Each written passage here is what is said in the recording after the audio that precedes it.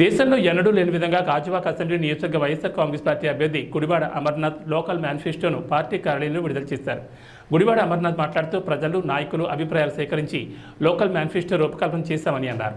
ఉగాది రోజున లోకల్ మేనిఫెస్టోకు సంబంధించి website launch చేయడం జరిగిందని ఆయన అన్నారు.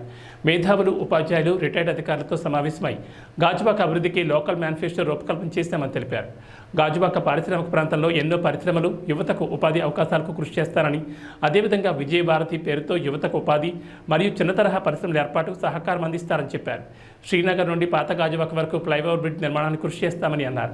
ఉత్సవాలు నిర్వహిస్తామన్నారు. గాజువాక పరిధిలోని ఎండాడ బీచ్ టూరిజం ప్రాంతంగా అభివృద్ధి చేసేందుకు కృషి చేస్తామన్నారు. పేరుకి మన ప్రాంతం ఇంత పెద్ద ఎత్తున ఒక పారిశ్రామిక వాడగా, ఇంత పెద్ద ఎత్తున జనాభా కలిగినటువంటి ప్రాంతంగా 4.5 లక్షల మంది ప్రజలు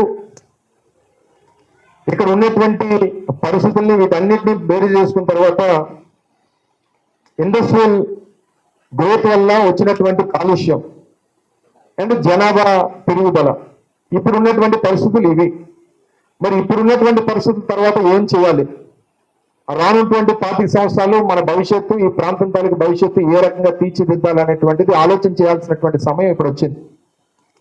ఇప్పుడున్నటువంటి పరిస్థితుల్లో ఇప్పుడు ఉన్నట్టుగా అలాగే వెళ్ళిపోదామా? ఈ రకంగానే పెరుగుకుంటూ వెళ్ళిపోతాం. ఇంకా జనాభా పెరిగిపోతుంటుంది. పరిస్థితులు మరింత ఈ కాంక్రీట్ జంగిల్లో రానటువంటి కాలంలో ఈ పెరుగుతున్నటువంటి కాలుష్యంతో కలిసి మనం వెళ్ళిపోవడం, పెరుగుతున్నటువంటి జనాభాతో కలిసి వెళ్ళిపోవడం, రేపు రానటువంటి కాలంలో ఏ రకంగా గాజువాకను ఊహించుకోవాలి అనేటువంటి దాని మీద చాలా మంది అభిప్రాయాలు తెలిసినప్పుడు 2 దారులు మనకున్నాయి. ఒకటిది, మన ఉన్నటువంటి పరిస్థితుల్ని ఇంకా పెరుగుతుంటూ పోతే క్వాలిటీ ఆఫ్ లైఫ్ అనేటువంటి తగ్గిపోతుంది. జనాభా పెరిగిపోవడం, మన క్వాలిటీ ఆఫ్ లైఫ్ అనేటువంటి తగ్గిపోద్ది అనేటువంటి దానిది ఒకటి.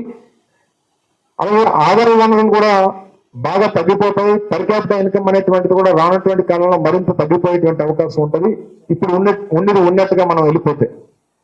రెండోది, కొత్త వ్యాపార సంస్థలు, ఏదో కొత్త వ్యాపారాలు.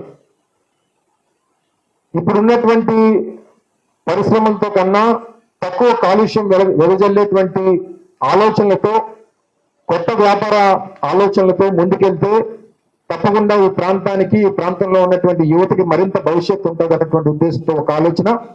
దాంతోపాటు సరైనటువంటి సోషల్ ఇన్ఫ్రాస్ట్రక్చర్, సివిక్ ఇన్ఫ్రా ఏదైతే ఉంటుందో కావాల్సినటువంటి రహదారులు మెరుగుపరచడం, కావాల్సినటువంటి ఫెసిలిటీస్, డే టు డే మౌలిక సదుపాయాలని మరింత మెరుగుపరిచేటువంటి కార్యక్రమాలు చేయడం, వీటన్నిటి కూడా ఒక ఆలోచనతో ముందుకెళ్తే మంచి ప్రాంతంగా విశాఖపట్నం లాంటి నగరానికి ధీటుగా గాజువాకను కూడా అభివృద్ధి చేయొచ్చు అనేటువంటి